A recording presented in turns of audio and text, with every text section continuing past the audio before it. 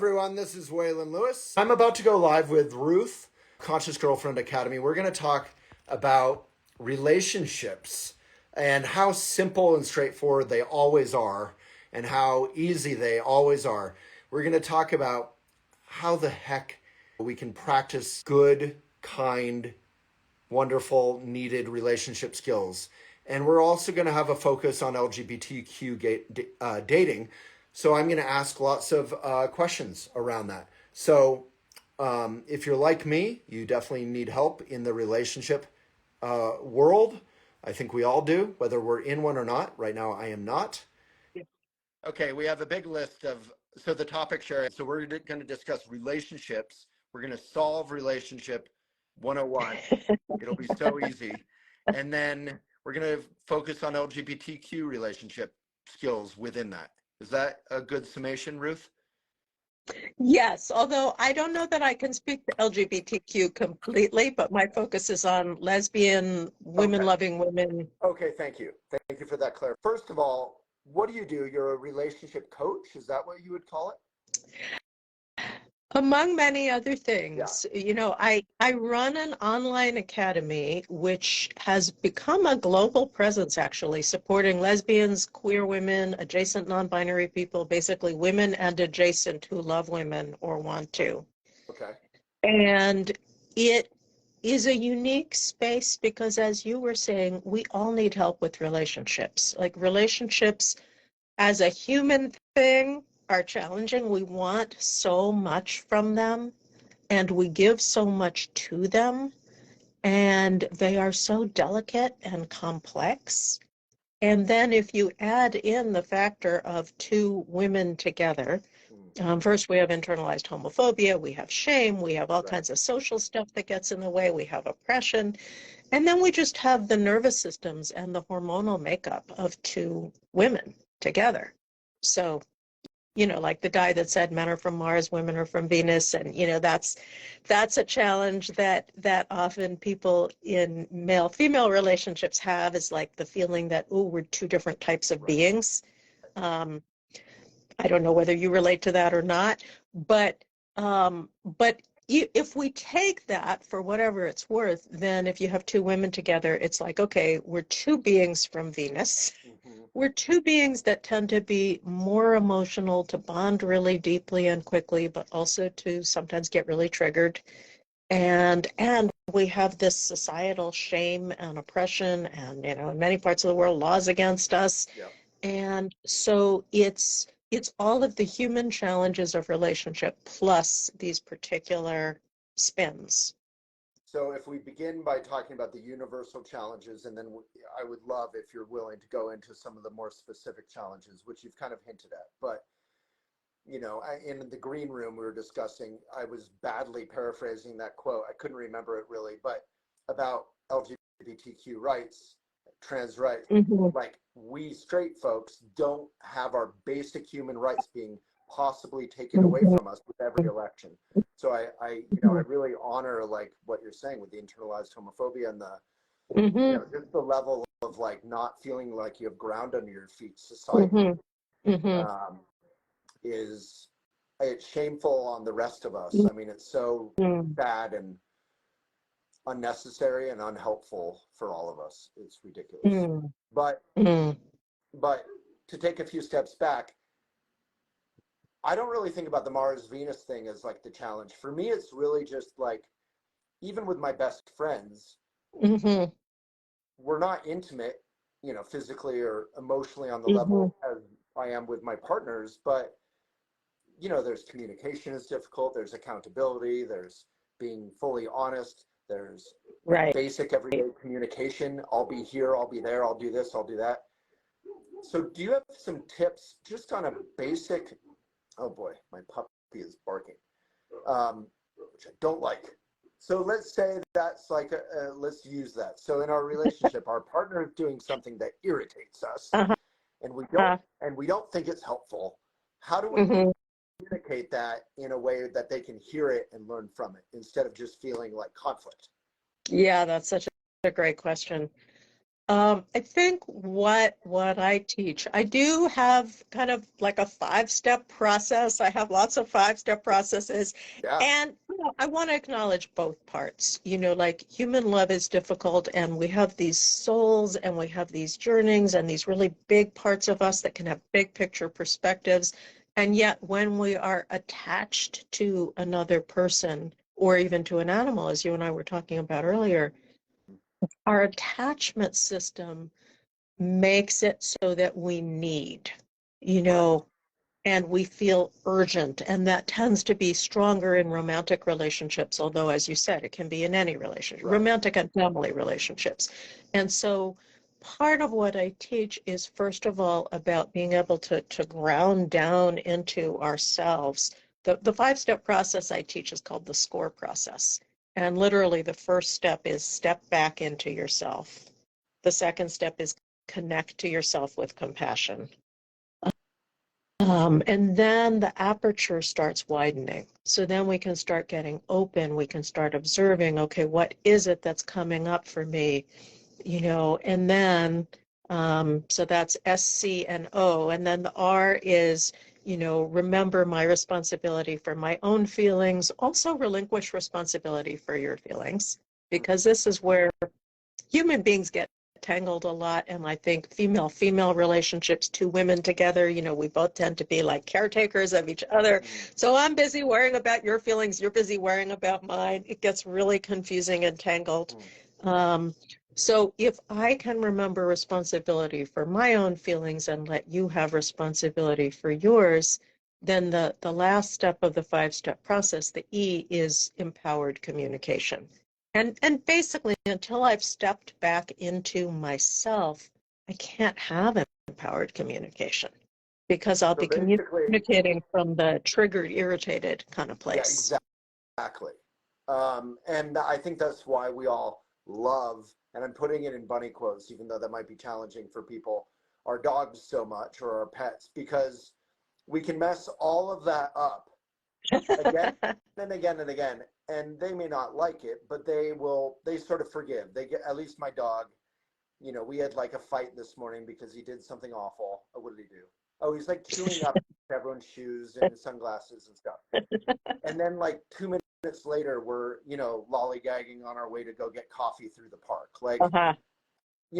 But with our human friends, we tend to hold on to stuff and solidify and get into habitual patterns about how we relate to each other. So step back.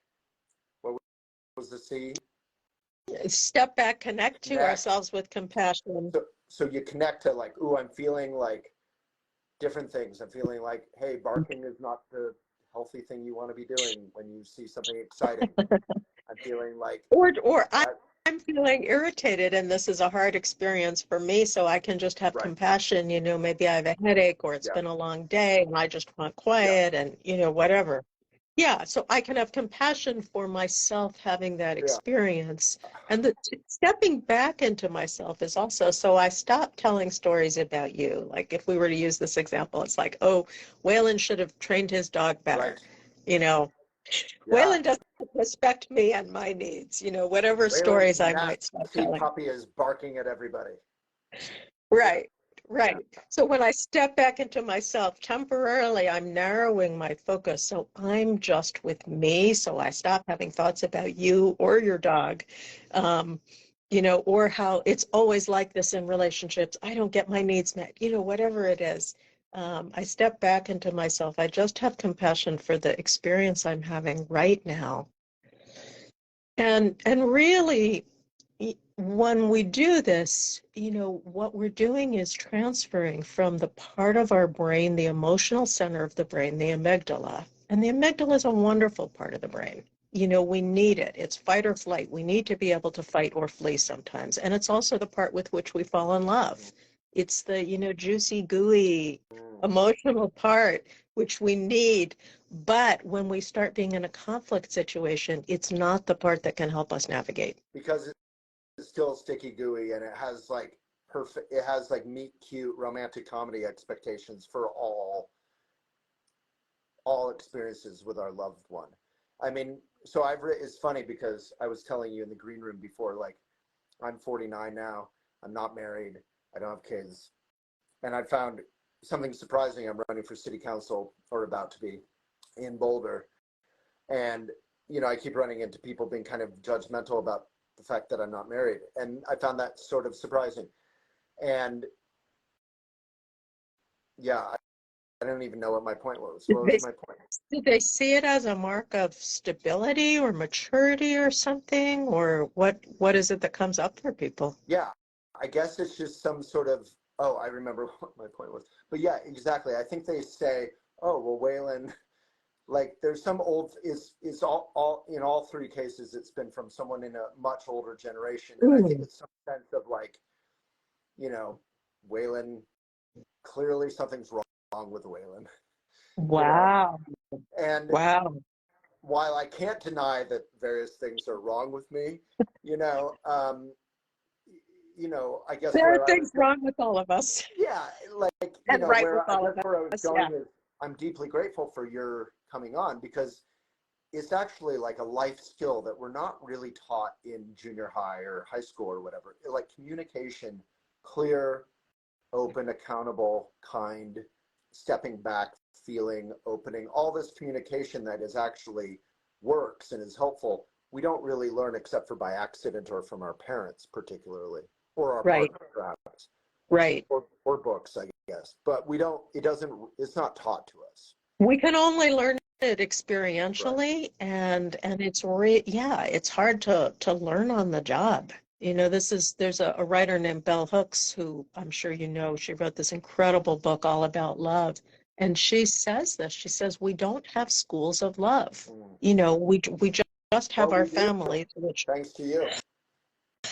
yes, Conscious Girlfriend Academy is a school of love Go follow them. for lesbians. Yeah, I love that. I genuinely love that, because we need that both in terms of relationships, and we'll get to the lesbian community and the particular challenges within that as Yeah. well. But anyway, to bring it back to this, Hmm. so where I was going is I actually wrote a whole book on relationships, but not from a point of view of being an expert, from the point of view of being like a befuddled, sweet, romantic, confused, Hmm. and wise and loving mess Hmm. of a human being. Hmm. And then I Hmm. used the Buddhist teachings that I'd grown up with, and I kind of put the two together, and I said, okay, what can we learn from these Buddhist teachings? Because I'm just Hmm. doing my best, which is often the same thing as doing my worst. So, but you actually teach the how, which is magic to me. So I guess my point was like, none of us are experts. I mean, probably even you're practicing what you preach. Oh, absolutely. I mean, I was going to say I relate to what you said about writing a book, not from the place of an expert. I mean, from wisdom, Yeah, but also from befuddledness. yeah. And, this is my book, Conscious Lesbian Dating and Love.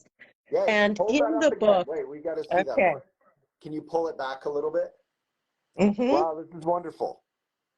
I love this. We'll link to that. Thank you.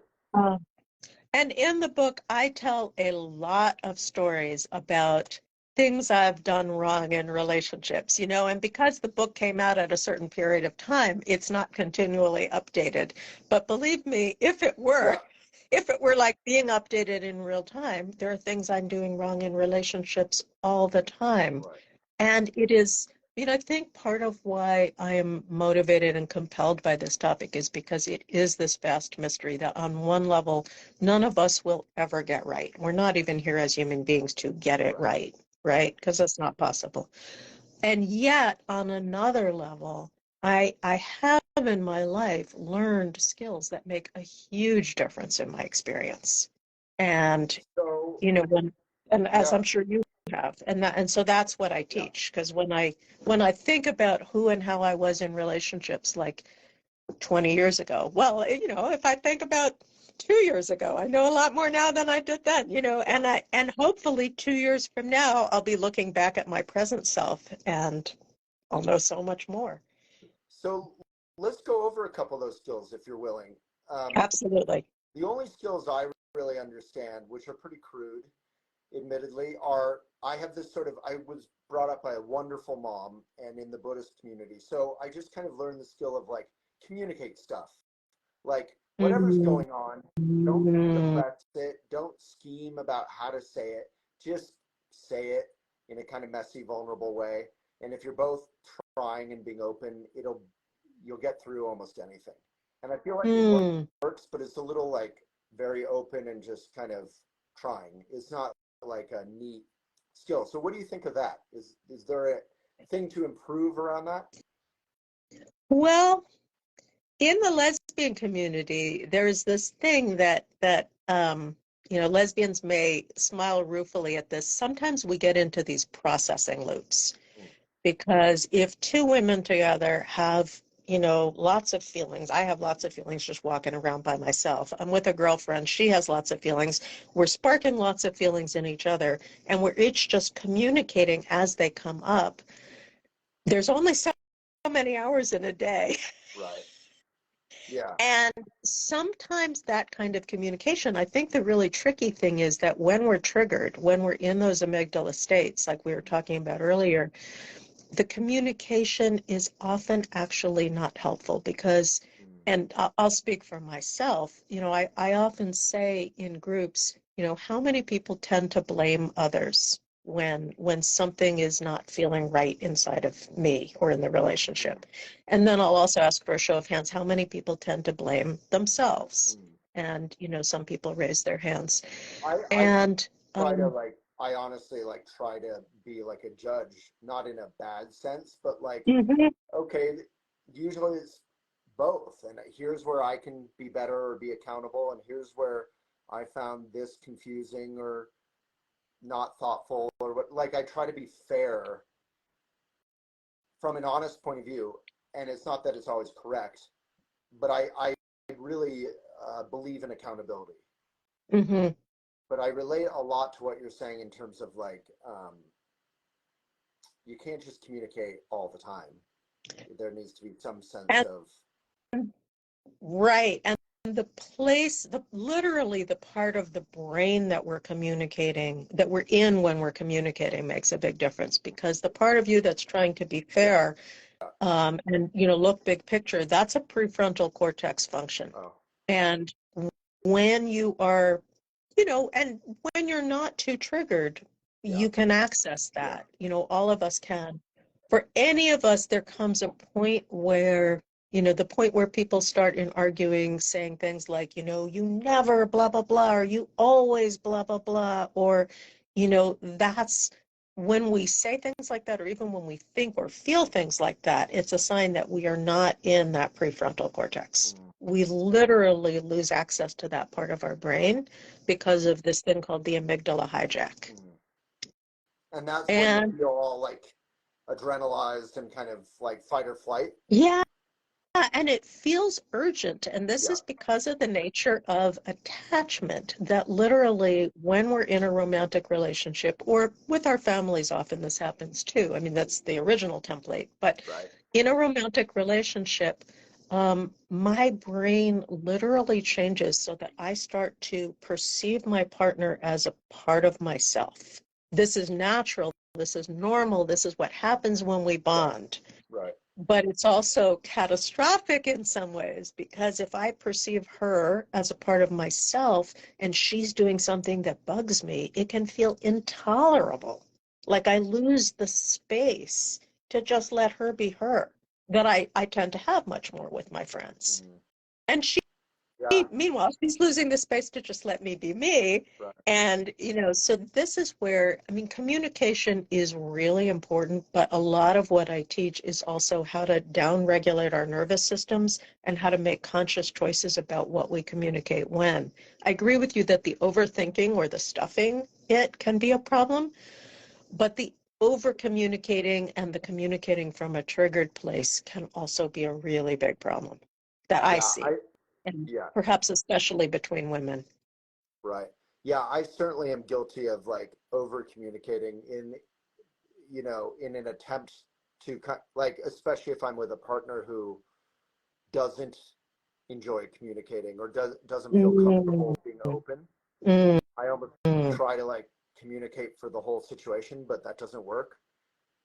And then, I mean, the judge or the like sort of like trying to be fair kind of mind is Mm-hmm. I actually appreciate that part just because I do feel like, look, I could have done better here, you know, and I like taking some accountability and not just making it a fight. Like I actually want to learn from them Mm-hmm. and how could I improve? But I think, where I've missed out based on what you're saying is over communicating won't always help.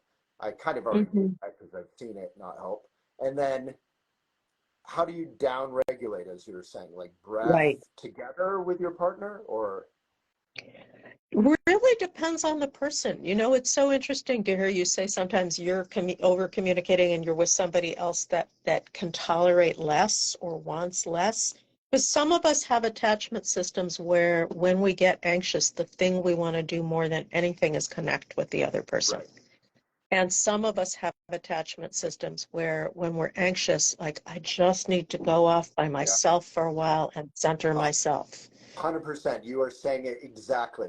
So my last relationship, wonderful human being, never would speak ill of her, but there was this dynamic that we had that was exactly what you just described, where she felt generally, human beings aren't types, as F. Mhm. Scott Fitzgerald We're, famously we're said. all complex, Yeah, right? we're all For complex, sure. but generally she felt like she wanted to process, she wanted time. And Hmm. generally, I felt like in order to process, I needed some sense of mutual accountability or mutual learning from what happened. So we could just drop Yeah, it. And then for me, then I can drop it in 2 minutes. But if I don't get that opportunity to learn right. from it and process, then you're just like, well, we didn't learn anything from that.